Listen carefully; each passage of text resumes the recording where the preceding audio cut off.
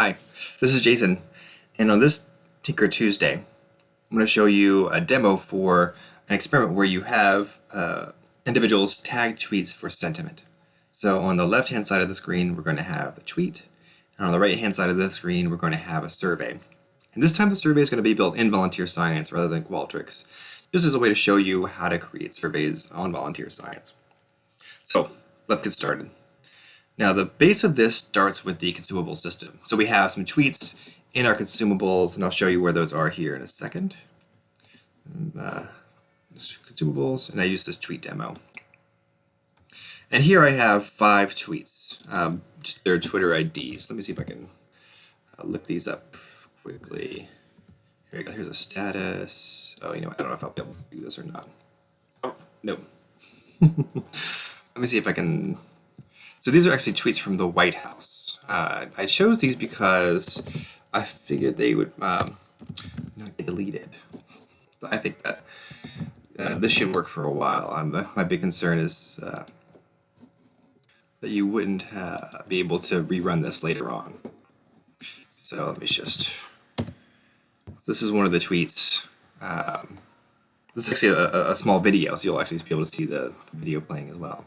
So anyway, we have 5 tweets here in the consumable system, and what the consumable system does is it just sends people one of these 5 tweets at random. And the reason I do that is because you want to be able to randomize the tweets that people are tagging. You don't want people to go through the same tweets in the same order, because you'll have ordering effects. So people will always see an inflammatory tweet after a rather benign tweet, or a benign tweet and then an inflammatory tweet, and that may affect their ratings. So you always want to randomize, and that's what this consumable system is good for. So let's get out of here. So I have the tweets uploaded in the consumable system. You just copy and paste your Excel spreadsheet. So experiments. Let me see. Tweet. Tagging tweets. Here it is. Okay. So I have my tweets in the consumable system, and they're going to render here. Let me go ahead and show you a demo of what this looks like, so that you'll get a sense of what we're actually going to do here. So I'm rendering. Here's the tweet. Here's the same tweet. So you actually see the video. It doesn't autoplay. I'll let you know that. So you play the whole video. You see who it's from, the text of the tweet, and on the right-hand side, I could say, what emotions to this tweet elicit for you. Happy. What's the dominant emotion communicated in the tweet? Sad. And then, if you saw this tweet in your timeline, how likely would you be to like this tweet? Somewhat likely. Submit. Great. Next tweet. And then, you can control how many tweets people do and when people end, but I haven't built that into this demo. So that's what we're building. So let me show you how it's done. The way this is organized, I have just one HTML file to organize the interface, and then I have a JavaScript file for handling, bringing in tweets, and hitting the submit button and saving data, and then I have one JavaScript file just for creating the survey. So let me first show you this HTML file. All I'm doing here is organizing the information. So at the top I have some instructions, and then I have a div for just controlling the left and right hand side of the interface. That's what this div interface display flex does, is it's just a big box to make sure that Twitter's on the left and the survey is on the right.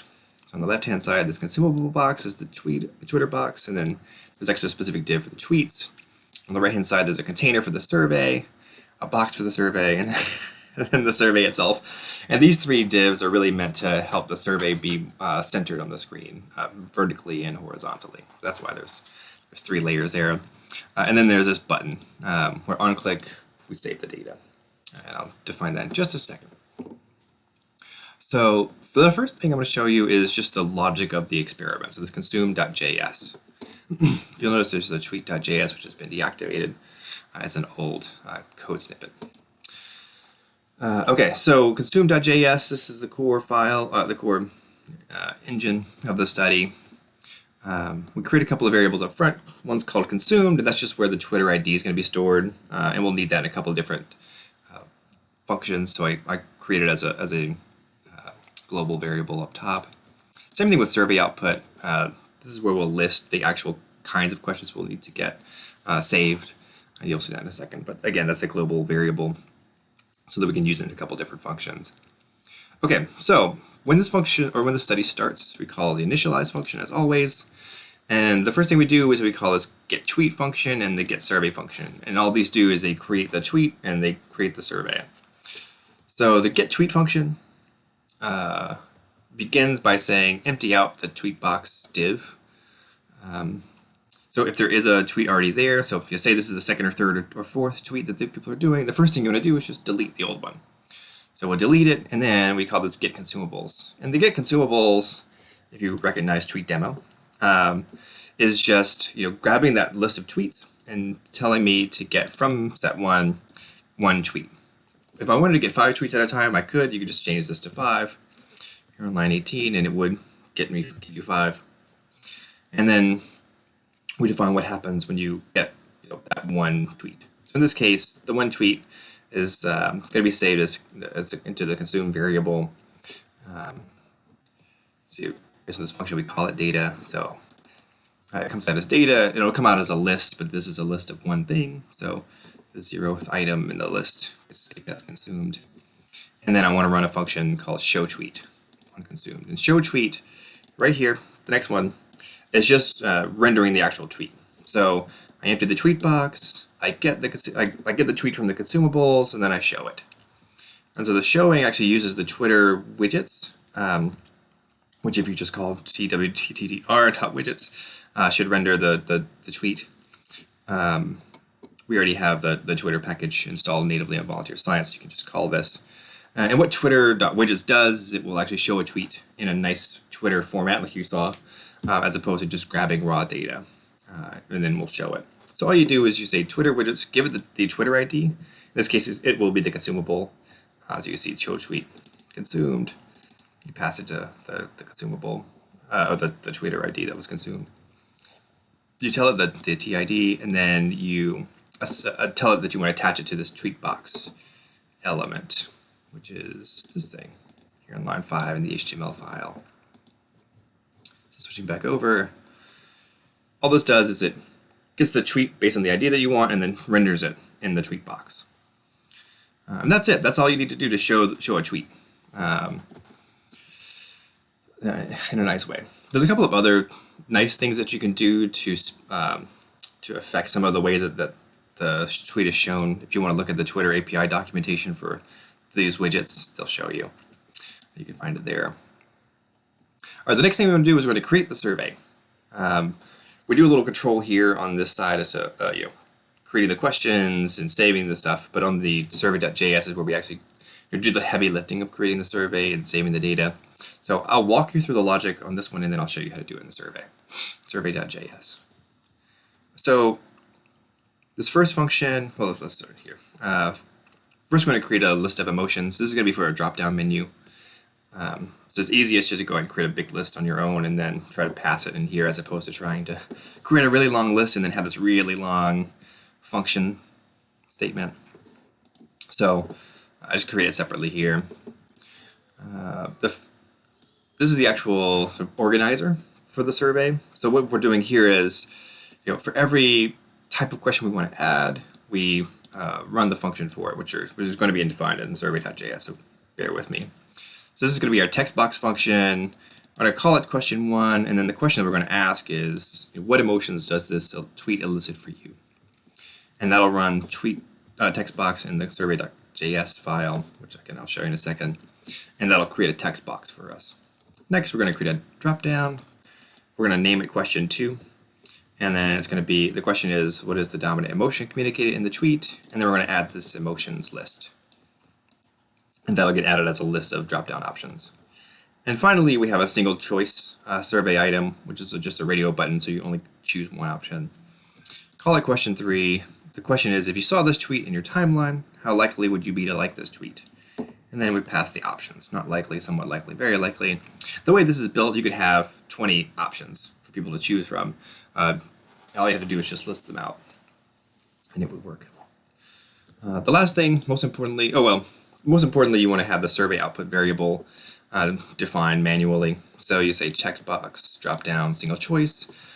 You do these in order. Text box, drop down, single choice. If you wanted to add another text box for let's see, question 4 would be for other thoughts.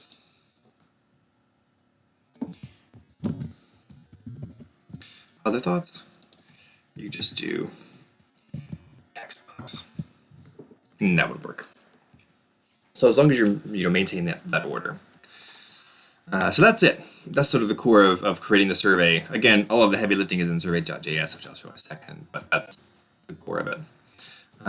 Save survey. Let's see, let me move this over here. So what you want to do is, when somebody clicks the save button, you actually then need to save whatever they chose in the survey. So save data is the button here. So the submit button calls the save data function. And what this does is it saves the survey and then gets the tweet, or runs get tweet again. So it gets you a new tweet and saves the survey input. So what we want to do here is define the save survey function. In this case, we're going to create a list. We're going to start by adding consumed, the Twitter ID, to the list. And then for each thing in the survey output, we're going to first see, is it a text box, a drop down, or a single choice? And if it's a text box, we're going to run the save text box function, which again is going to be in survey.js, and just add the results to the output list. And we're going to keep doing that for any drop downs or single choices. And then once we've run through the entire survey output list of questions, it will submit. So we'll save it to Volunteer Science. And then when the submit function is done, we're going to empty out the survey object and HTML object. So we're going to delete all of the survey from the person's screen, and then we're going to run get survey, which is this function up here. So we're going to create a new version, a second version of this exact same survey. And we'll be able to save new data as we go along. So I'm going to save the reordering there. Okay, so that's it. That's the core logic of this study. The last thing I want to show you is just the survey.js file, which has just the basic functions for creating a text box, saving the text box, creating your dropdown, and saving it, etc. So the first thing is a function to create a text box. Here's the element ID. So this is the question 1, question 2, question 3. That has to be unique so that we know, this is question 1 text box, not question 2 text box. And then we want to know the text of the question itself.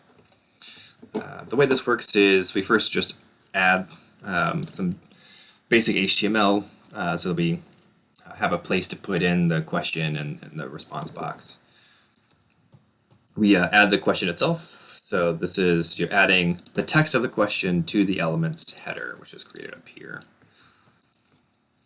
The next thing we want to do is create an input. This will be an input object, which we'll call a input type is text. So this is where we tell it that's going to be a text box type input. And then we give the name element ID so that we can grab it later. We know this is the question 1 text box. And then we just add that text box with the element ID to this element ID input part of the HTML.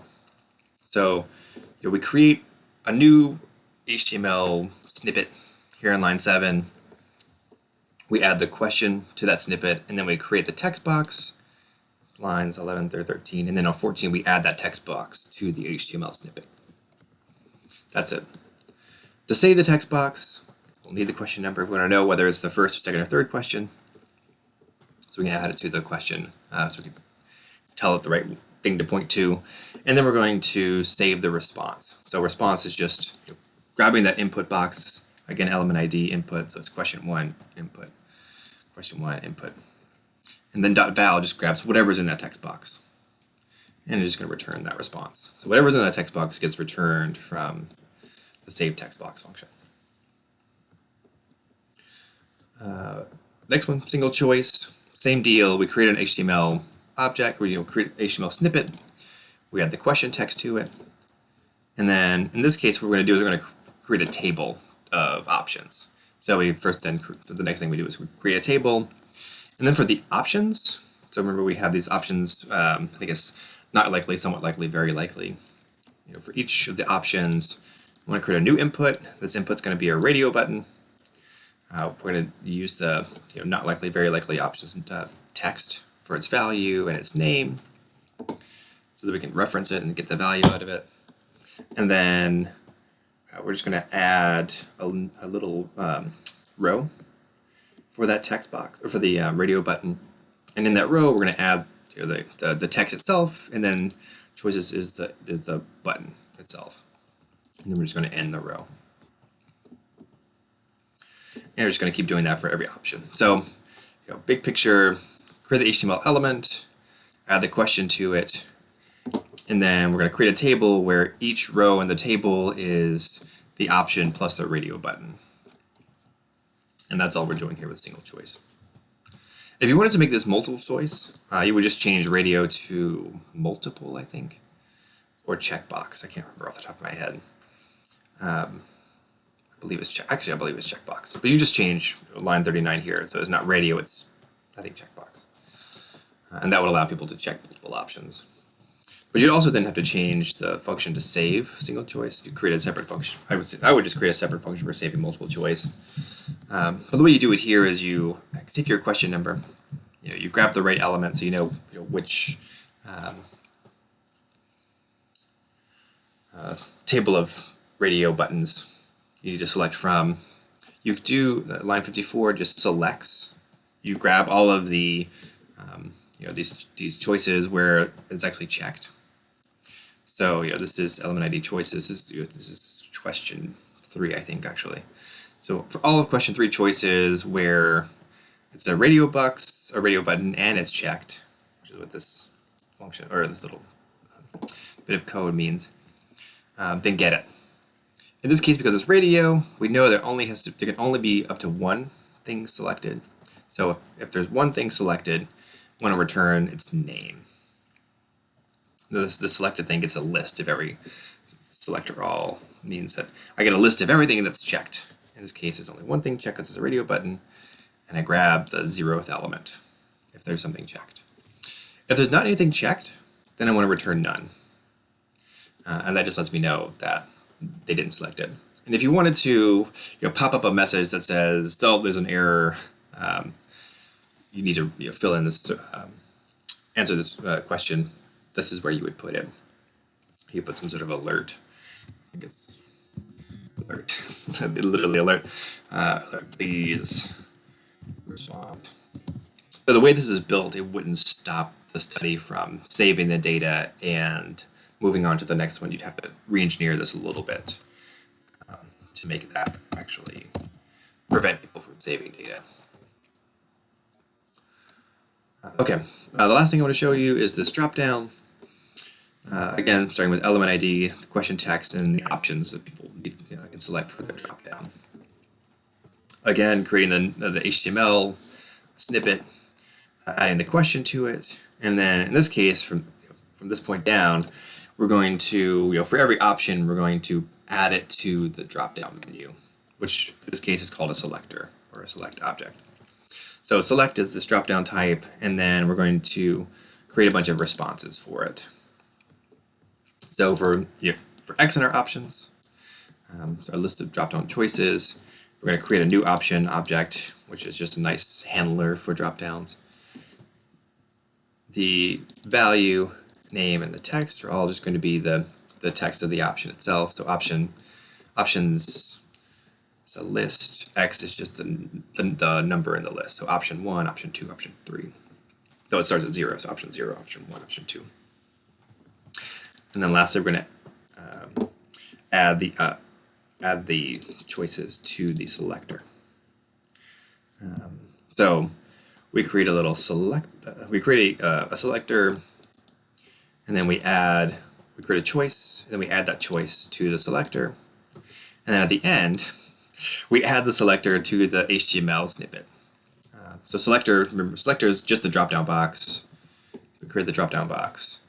And then for each choice, we create the choice.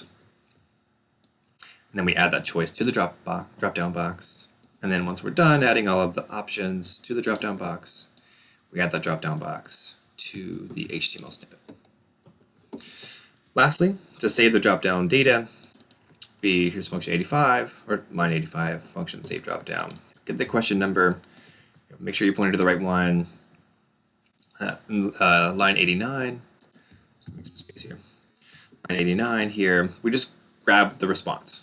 So we point it to the right element, and then .val tells us whatever is selected in the dropdown. One of the nice things about a dropdown. And then we just return the answer. And that's it. Let me save this. Here we go. That's all we do. So these are, like I say, these are utility functions for creating a text box, saving the text box entry, creating a single choice, saving that data, creating the drop down, saving the drop down. And all of those get generated based on sort of this set of operations. Text box creates an HTML element, adds the question, adds the response. Dropbox creates a new HTML element, adds the question, adds your options. Single choice creates a new text HTML snippet, adds the question, adds the choices. Text box again adds a new HTML snippet, adds the question, adds the input box. And then survey output just helps to organize it all so that when we need to save the data, we know there's a text box in the first question, drop down the second question, single choice in the third, and text box in the fourth. So let's quit out of this and launch the demo. So you have a new box, a different tweet this time. This one, I'm not reading it, so I'm just going to look at the colors. It's kind of a cool color, maybe a little sad. Maybe don't share or like sad things. Other thoughts? Nice color scheme. All right. So there's no validation here. I'm not testing anything. I'm not seeing whether my responses match up to some gold standard. There's a whole bunch of more things that you can do, but this is just a very basic test. Let me just show you one more thing that I commented out because do a consumables test, you have to comment it out. Otherwise, you run out of tweets. But in this function for saving data, what you want to do is you want to comment. We want to add back in line 52, which is set consumables to consumed. So what this does is it tells the consumable system that this tweet has been tagged by somebody, and so it has been quote unquote consumed. What this does is it allows the system to keep randomly allocating tweets, knowing that one has already been consumed. So you don't have randomly one tweet getting tagged 10 times while everybody else has been tagged 2 or 3 times. The other thing that this does is it prevents me from having to tag the same tweet twice. So I can consume all 7 tweets in this example. I think maybe 7. But then when I run out, and I'm done. So when you're testing, you definitely want to comment this out so that you don't run out of tweets. But when you actually go to do this live, you want to uncomment it and make sure that you're consuming the tweets so that you can keep track of what's been consumed, and so people don't consume the same or tag the same tweet more than once. All right, I'm going to put this up on GitHub. You'll see the video on YouTube. And I appreciate your time. If you have other questions about this particular example, or we want to see something else on Tinker Tuesday, I'm happy to show you. Feel free to reach out to us at support@volunteerscience.com. Anyway, have a good week.